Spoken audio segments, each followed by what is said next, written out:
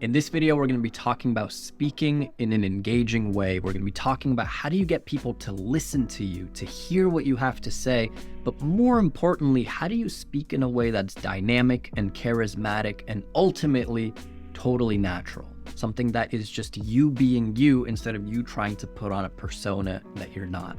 That's the mission. How do you feel like yourself and yet engage the audience in a way that is very dynamic and very, very engaging? Well, the truth is everyone can do it.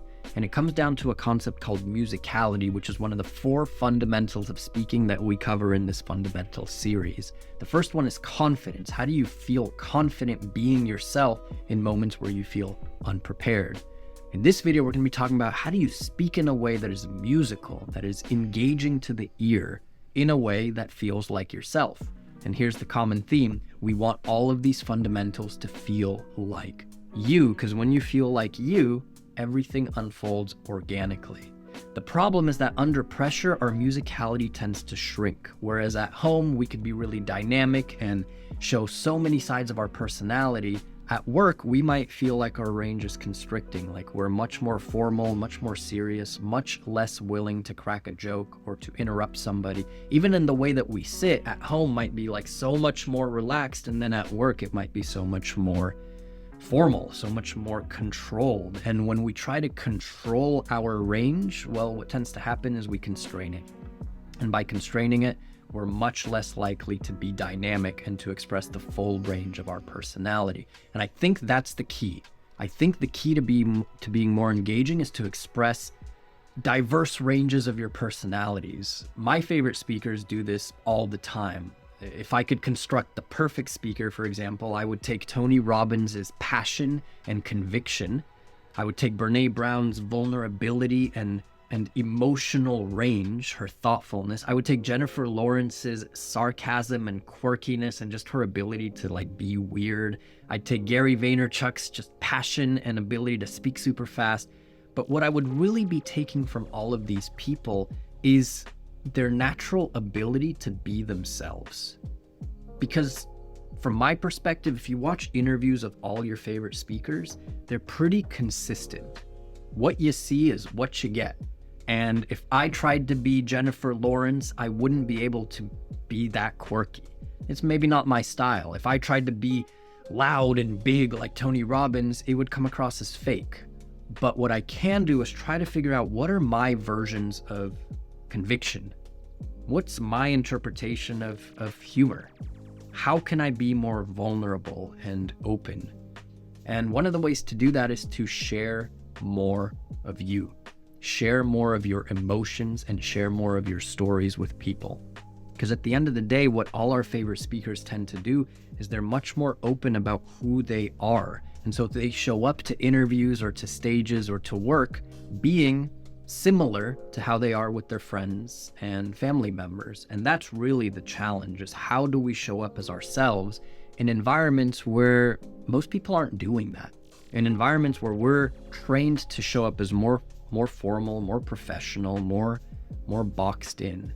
Well, what I find is that those who have great executive presence, those who are really, really strong communicators in companies, actually their secret isn't some sort of like confidence or I don't know, their secret seems to be ease. They feel at ease being themselves. So the executive who's able to crack a joke when the meeting starts, or the executive that's able to sit back in their chair and feel kind of relaxed when everyone else is a little bit on edge. Most people say, well, yeah, they're an executive, so they can feel that way, but it's a catch-22 because the fact that they feel that way helps them embody that presence. So what they're really doing is finding a way to feel at ease in scenarios where other people might feel pressure. And that's really the key to musicality. It's the ability to feel at ease expressing the different sides of your personality. And musicality is all about dynamism.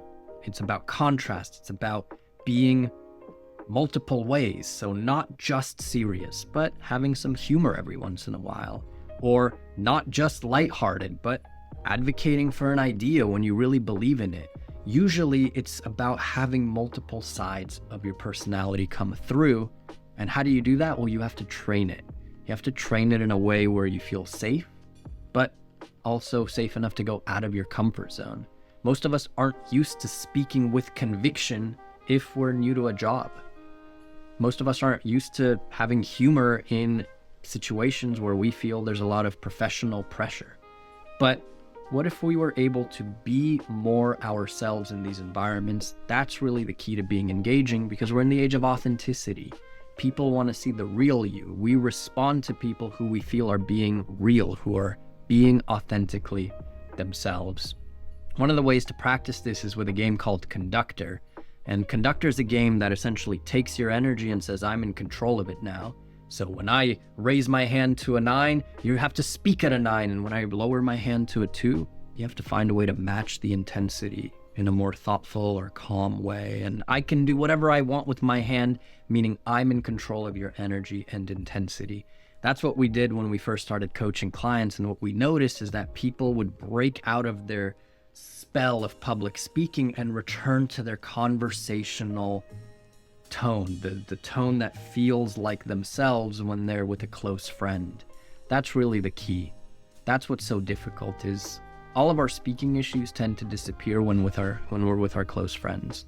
We speak in a conversational way, we share personal stories, we use humor, we advocate for what we believe in.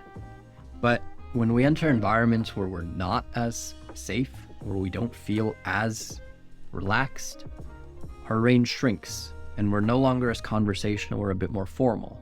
We're no longer as funny, we're a bit more serious. And with every little compromise that we make, our range drops into this box that's very, very small. And so we feel quite restless in it. We feel quite constrained, and so we experience all these challenges in our speaking. And no amount of body language or hand gestures or vocal variety is going to solve the root issue for people who feel like they have a constrained range. Instead, what we need to learn is to expand our range in a simulated environment, in a way where we still feel adrenaline, but we know that it's safe to fail. And we have to see what happens when we crack that joke. What happens when we share a personal story? What happens when we speak with higher energy? What happens when we speak with more thoughtful energy? When we're able to experiment with different styles of our personality, we notice that people respond most favorably to moments where we're being most ourselves. The selves that we have a tendency to want to hide, to want to brush under the rug and only show to our close family and our close friends behind closed doors. And I get it, but we're in a different age now. We're in the age of authenticity, and if we're able to bring more of ourselves to all of our speaking scenarios, at work, networking events, on dates, on stage, when we're able to be ourselves, speak with more of our personality, then there's a natural musicality that'll come through. The underlying tone will be authenticity. It'll be realness. It'll feel like, wow, the reason this person is connecting with me is because they're being real. They're expressing their emotions, and I can feel that. So that's the formula, and I know it's easier said than done, but that's why you want to practice in a group that can give you the feedback that says, I want to see more of this, I want you to break out of your comfort zone here, and I want to support you while doing it. So if I had to break it down, what do these speakers do differently? Well, number one, they speak with more conviction and energy. They really advocate for what they believe in. Think of Tony Robbins energy, think of Gary Vee energy. They're just able to really dive in and speak with that passion and conviction. We have a whole video on how to speak with conviction, but they're able to allow themselves to do that. But number two, they're also able to speak with more of that vulnerability or that openness, to share more personal stories. And Brene Brown emulates that very beautifully. Simon Sinek does as well. Number three, they're able to show their quirks like Jennifer Lawrence can, like any of your favorite comedians. They're so open and vulnerable, but they're quirky. They show the kind of funny sides of their personality, and they use humor as a way to feel more at ease being themselves, because that's just an integral part of personality for them.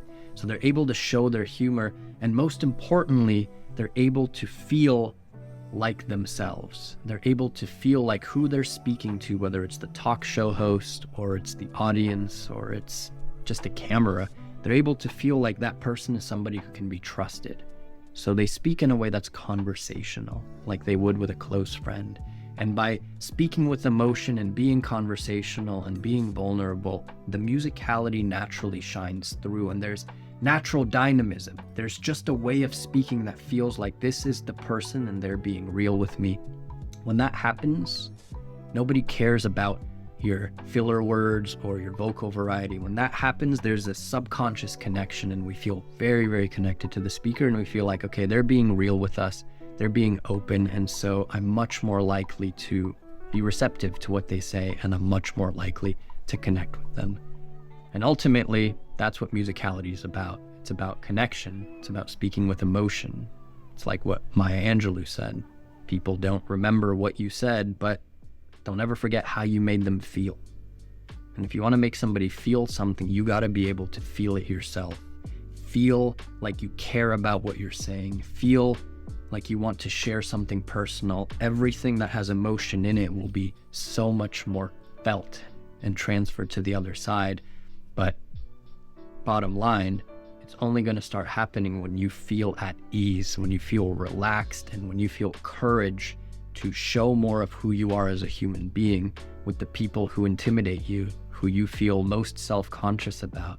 When you're able to bring out your humor and your quirks and your serious side and your silly side in front of the people who you used to feel much more constrained around, you're going to be naturally more dynamic. You're going to be naturally more engaging, but most importantly, you're going to eliminate the self-consciousness and the pressure that we create in our head, because you've decided, I'm going to be me no matter who is in front of me. And that's ultimately the mindset that turns public speaking back into speaking, that turns it back into a conversation, and that allows us to have all of the natural, organic assets that we have in our speaking. All of the ways that we speak when we're at our best come through when we feel at our best, when we feel like we're ourselves and we feel safe and supported.